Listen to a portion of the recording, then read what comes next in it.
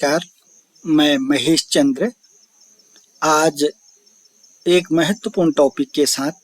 Topic है अमित तृतीय semester Sanskrit विषय की छात्राओं के लिए पाठ्यक्रम। अमित संस्कृत में जो पाठ्यक्रम है उसको हम इस वीडियो में बताने वाले हैं। आप अंत तक जरूर देखिएगा। अमित तृतीय सेमेस्टर में भी पूर्व के 2 सेमेस्टर प्रथम और द्वितीय सेमेस्टर की तरह 4 प्रश्न पत्र होंगे। जैसे कि आपने द्वितीय सेमेस्टर में भी 4 प्रश्न पत्र देखे हैं और प्रत्येक प्रश्न पत्र 100 अंक का था। 75 नंबर का पेपर और 25 नंबर का असाइनमेंट हुआ करता था। इसलिए आपको उस पर बहुत ज्यादा दिमाग नहीं लगाना है। 4 प्रश्न पत्र हैं, उनमें कौन कौन से प्रथम द्वितीय तृतीय चतुर्थ में कौन कौन सी पुस्तकें लगी हुई हैं उसी को आपने इसमें ध्यान में रखना है। अमित संस्कृत प्रथम प्रश्न पत्र तृतीय सत्रार्ध या सेमेस्टर प्रथम प्रश्न पत्र है, उसका नाम है व्याकरण। यह व्याकरण जो प्रथम प्रश्न पत्र है वह 100 नंबर का होता है। 25 नंबर का लिखित पेपर 75 नंबर का लिखित पेपर होता है 25 नंबर का असाइनमेंट। असाइनमेंट के विषय में आपको पूर्व से ही ज्ञात है कि असाइनमेंट जो है अनुशासन, लेखन कार्य, स्वच्छता और उपस्थिति और प्रस्तुतिकरण, ये सारे चीजों का असाइनमेंट 25 नंबर में इनका मूल्यांकन किया जाता है। ये चीज आपको पहले से ही ज्ञात है। चलिए, व्याकरण जो पहला पेपर है इसमें कौन कौन सी पुस्तकें आपने लेनी है। नंबर 1 है व्याकरण की पुस्तक महाभाष्य। महाभाष्य लेना है आपको। आप इस महाभाष्य की किताब को मंगा लीजिएगा, ऑनलाइन मंगा लीजिएगा। आप किसी कहीं से भी ऑनलाइन मंगा सकते हैं या मार्केट से खरीद सकते हैं। टाइम से आपको खरीद लेना चाहिए।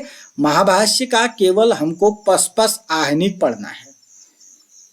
महाभाष्य नहीं पढ़ेंगे, पसपस आहनिक पढ़ना है, जो कि अमित तृतीय सेमेस्टर प्रथम पेपर में लगा हुआ है। तो पहला किताब का नाम महाभाष्य।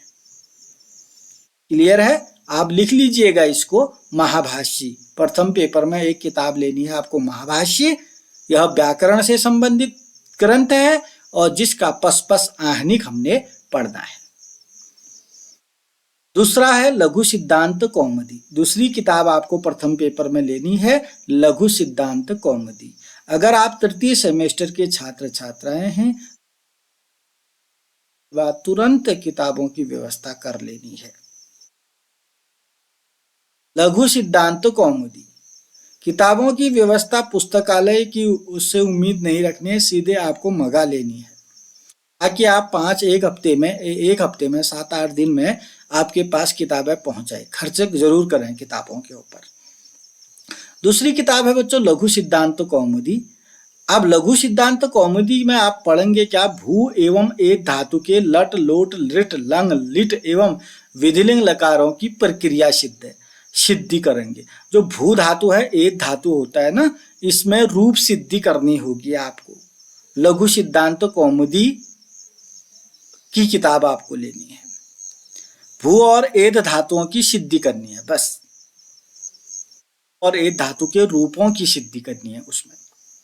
तीसरे में क्या है? ये भू एवं एद धातु के 10 लकारों का रूप परिचय। भू एवं एद जो धातु है इनके आपको 10 के 10 लकारों में रूप याद होना चाहिए, तभी आप भू एवं एद धातु के रूपों की सिद्धि कर पाएंगे। अपने पूर्व की कक्षाओं में 5 लकार, लट लकार, लोट लकार, लंग लकार, लिट लकार, विधिलिंग लकार सुने होंगे, आपको याद भी थे पड़ धातु के, भू धातु के। लेकिन यहाँ एद धातु के 10 लकारों में आपको ये याद करने हैं, तभी आप इस पेपर को समझ पाएंगे। इस पेपर का नाम है व्याकरण। तो बच्चों पहला पेपर समझ में आ गया होगा आपको। कितने पेपर होने हैं तृतीय सेमेस्टर में? 4 पेपर। पहला पेपर ये है। अगर आपको मेरी बात समझ में नहीं आई तो आप स्क्रीनशॉट ले लीजिएगा इसको। पहला पेपर इसमें लिखा गया है, क्या क्या आपको पढ़ना है, कौन कौन सी किताब लेनी है। पुनः महाभाष्य की किताब ले लो और लघु सिद्धांत कौमुदी की किताब ले लो, ठीक है ना। चलिए, पहले पेपर में अगर कहीं पर प्रश्न आ रहा है तो कमेंट बॉक्स में प्रश्न कर दीजिएगा, कुछ भी आपको पूछना हो। अब हम चलते हैं द्वितीय प्रश्न पत्र की ओर। अब आपको बच्चों थोड़ा सा देखिएगा, तृतीय सेमेस्टर लघु शोध प्रबंध है, जिसको डिजर्टेशन कहते हैं। अन्य कक्षाओं में देखा होगा आपने, जैसे ज्योग्राफी के बच्चों के पास देखा होगा या साइंस साइड के बच्चे बार बार डिजर्टेशन बोलते हैं, लघु शोध बोलते हैं ना, तो वो चीज है। अब ये जो संस्कृत के बच्चे शायद पहली बार समझ रहे होंगे ये लघु शोध क्या है। आप भी इस लघु शोध पेपर को ले सकते हैं बच्चों, लेकिन एक वैकल्पिक है। देखो, प्रथम प्रश्न पत्र वैकल्पिक, या तो आपने जो अपनी अभी तक बताया मैंने व्याकरण, महाभाष्य, लघु सिद्धांत कौमुदी, या तो उस पेपर को लेंगे या लघु शोध प्रबंध को लेंगे। वैकल्पिक लिखा है ना, तो विकल्प है। वैकल्पिक का मतलब है अथवा में आप लघु शोध भी ले सकते हैं, लेकिन लघु शोध में आपको कार्य करना है तो लघु शोध प्रबंध का पेपर ले लेंगे या व्याकरण का पेपर ले लेंगे, दोनों में से एक ले लेंगे। इतना तो समझ गए ना। दोनों पेपर 100 नंबर के होंगे, ये जैसे कि पूर्णांक 100 नंबर। देखिएगा, इस विकल्प को वही परीक्षार्थी ले सकेगा, लघु शोध वही ले सकेगा जो अमेय संस्कृत का संस्थागत परीक्षार्थी हो, यानी कि रेगुलर छात्र हो, जिसने अमेय प्रथम एवं द्वितीय सेमेस्टर की परीक्षा में न्यूनतम 60% अंक प्राप्त किए हों। यानी कि तीसरे सेमेस्टर में लघु शोध है, पहले पेपर में वैकल्पिक है, लेकिन वही ले सकता है जिसके 60% पूर्व के 2 सेमेस्टर में आए हों। इस विकल्प को लेने वाली परीक्षार्थी को एक लघु शोध प्रबंध लिखना होगा। एक लघु शोध प्रबंध लिखा जाता है जिसका विषय संस्कृत वांग्मय से किसी न किसी शाखा से संबंधित होगा और वह मौलिक गवेषणात्मक, मूल्यांकनात्मक अथवा सर्वेक्षणात्मक होगा। कुल मिलाकर के एक आपको डिजर्टेशन लिखना होगा या लघु शोध प्रबंध लिखना होगा जो संस्कृत वांग्मय से संबंध रखता होगा। अगर आप इस पेपर को लेंगे तो आपकी जो संस्कृत के गुरुजन है इसमें आपकी सहायता जरूर करेंगे। विद्यार्थी अपने शोध निर्देशक के निर्देशन में प्रस्तावित लघु शोध प्रबंध के प्रतिपाद्य विषय की संक्षिप्त रूपरेखा को विभागाध्यक्ष से स्वीकृत कराने के बाद ही अपने लघु शोध प्रबंध को लिखना शुरू करेगा। पहले टॉपिक मिलेगा, टॉपिक के बाद आप उसको लिखोगे, शीर्षक मिलेगा, शीर्षक के बारे में लिखोगे, फिर वो लिखना कार्य तब शुरू होगा जब आप अपने जो गाइड होंगे, गाइड कहते हैं ना, गाइड या विभागाध्यक्ष से स्वीकृति लेनी होगी आपको, तथा उसकी 2 प्रतियां टाइप का लिखित परीक्षा प्रारंभ होने से कम 1 माह पूर्व अपने विभागाध्यक्ष के पास जमा करेगा। जब आप लघु शोध डिजर्टेशन लिखोगे तो उसकी 2 प्रतियां लिखोगे, 2 कॉपी बनाओगे, कॉपी किताब 2। अगर आप 100 पेज के लिखते हो तो 2 दूना 100 दूना 200, 100 पेज की अलग 2 प्रति में लिखोगे, तो दोनों को विभागाध्यक्ष के पास जमा करोगे। विभागाध्यक्ष से प्राप्त उसके लघु शोध प्रबंध की 2 प्रतियों को विश्वविद्यालय कुल सचिव के पास परीक्षण कराने हेतु भेजेंगे। अब विभागाध्यक्ष जो है ना उसको कुल सचिव के पास भेजेंगे, यानी कि अगर आप एसएसजे यूनिवर्सिटी के विद्यार्थी हैं तो वो सीधे एसएसजे यूनिवर्सिटी अल्मोड़ा चले जाएंगे उसको चेक करने के लिए, ठीक है ना। आगे भी आप लघु शोध के विषय में जान लीजिएगा।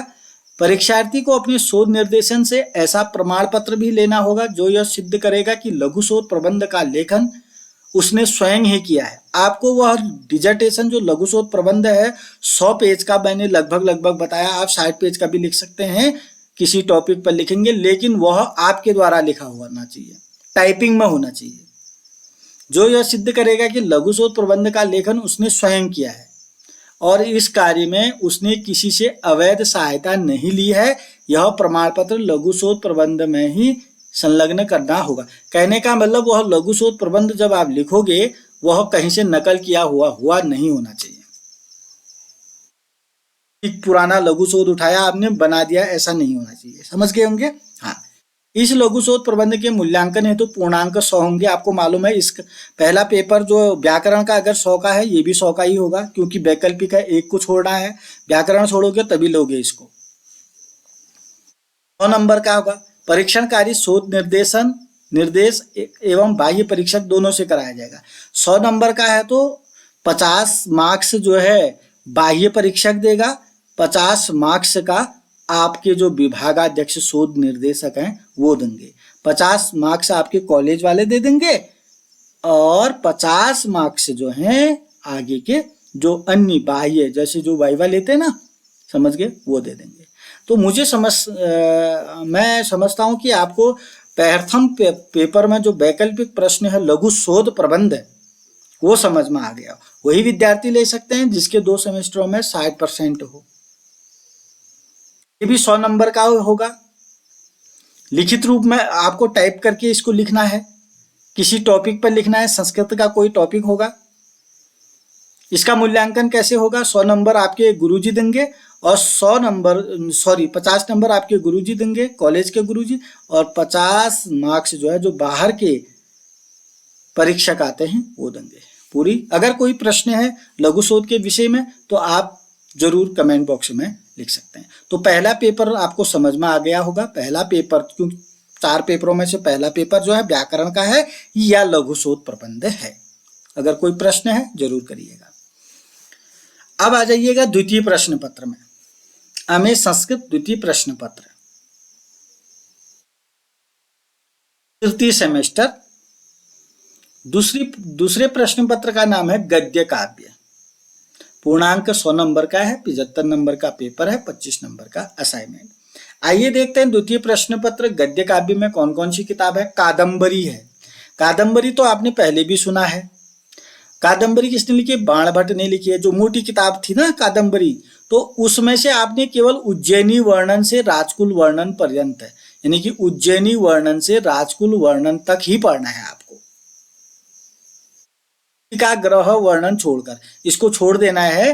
तो कादंबरी जो बाण भट्ट की है उसमें उज्जैनी वर्णन से राजकुल वर्णन तक, पर्यंत माने तक होता है, उज्जैनी वर्णन से राजकुल वर्णन तक आपको पढ़ना है। कौन सी किताब? कादंबरी। ठीक है ना? आप कादंबरी की पूरी किताब मंगा लीजिए, आपको ये उज्जैनी वर्णन। अब दूसरी किताब का नाम है अप्पय दीक्षित चरितम। ये अप्पय दीक्षित चरितम भी आप मंगा सकते हैं, ऑनलाइन जरूर मिल जाएगी आपको। तो अप्पय दीक्षित चरितम हरिनारायण दीक्षित ने लिखी है। ये संपूर्ण आपको पढ़ना है, गद्यांश रूप में लिखा गया है। तो इसको भी आप जब पढ़ेंगे तो आपको बहुत अच्छा लगने वाला है। तो आप इस किताब की व्यवस्था कर लीजिएगा अति शीघ्र, 1 हफ्ते के अंदर मंगा लीजिएगा। बागेश्वर पुस्तकालय में नहीं है, अल्मोड़ा पुस्तकालय में नहीं है, तो अभी तक ये जो कुमाऊं के जितने भी पुस्तकालय हैं वहां पर नहीं मिलेगी आपको अप्पय दीक्षित चरितम, जैसा कि मुझे ज्ञात है। तो आप इसको ऑनलाइन मंगा सकते हैं। अगर आपको मंगानी है अप्पय दीक्षित चरितम, नहीं मिल पा रही है, तो आप मेरे से भी संपर्क कर सकते हैं। तो आपको मैं इसको कहाँ से मंगाया जाए ये बता सकता हूँ। तो अप्पय दीक्षित चरितम हरिनारायण दीक्षित संपूर्ण आपको पढ़ना है। संस्कृत गद्य काव्य का इतिहास, एक संस्कृत गद्य काव्य का इतिहास से संबंधित कोई बुक ले लीजिएगा, आप इसके विषय में भी पढ़ेंगे। तो द्वितीय प्रश्न पत्र में क्या है, आप इसको स्क्रीनशॉट ले लीजिएगा या लिख लीजिएगा, आप किताबों की व्यवस्था कर लीजिएगा ताकि आप हमें तृतीय सेमेस्टर में बिगर किताबों के न रहें।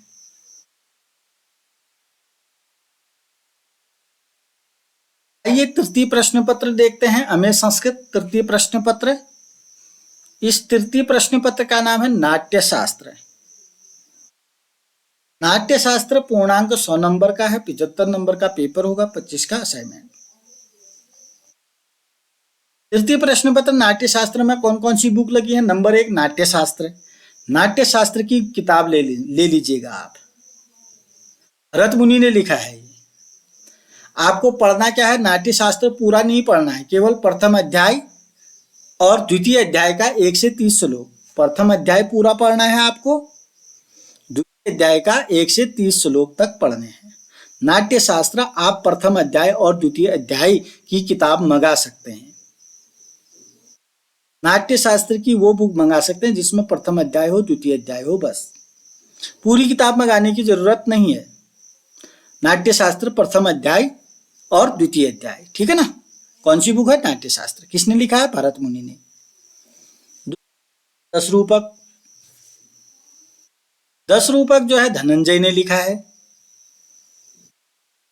प्रथम एवं द्वितीय प्रकाश आपको पढ़ना है।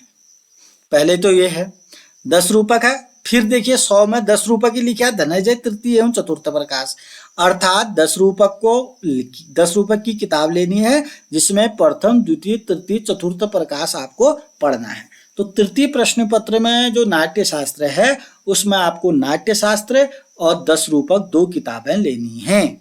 नाट्य शास्त्र लिखा है भरत मुनि ने, 10 रूपक लिखा है धनंजय ने, ठीक है ना। बाकी आप स्क्रीनशॉट ले लीजिएगा, इस पाठ्यक्रम को पढ़ लीजिएगा, आपको खुद समझ में आ जाएगा। लेकिन ध्यान रहे 1 हफ्ते के अंदर आप किताब अपने घर में जरूर रख लीजिएगा।